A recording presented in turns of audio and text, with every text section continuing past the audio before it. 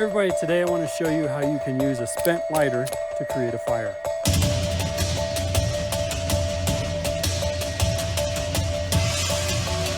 So I've got this lighter that I carry in my kit. Really, it's important that you prep stuff ahead of time. You really shouldn't be out here, even on a day hike, without some sort of gear to help you should a situation go wrong.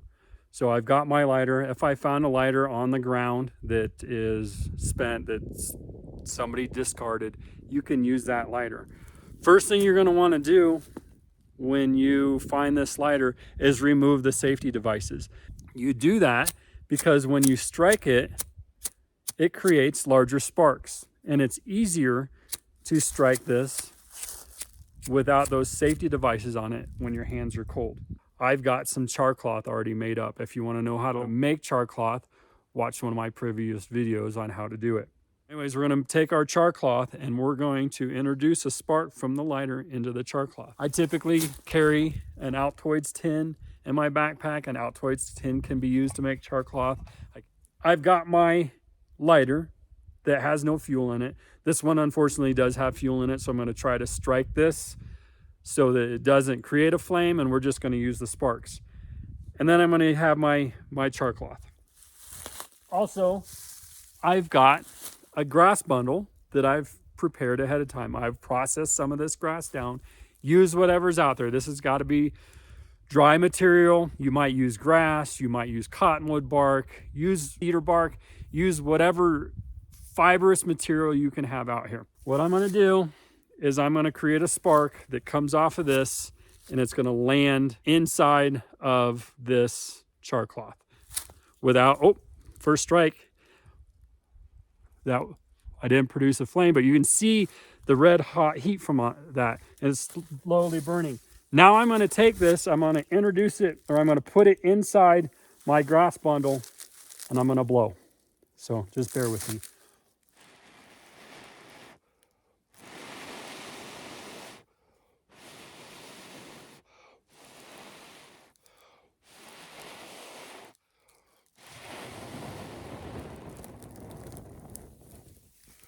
So now I've created fire.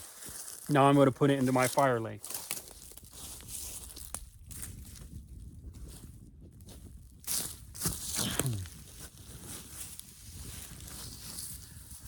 I've collected more material than I need so that as this dies down, I can add grass to it to keep this flame going. It's best if I can put the grass underneath so that it feeds up into the tinder that I have.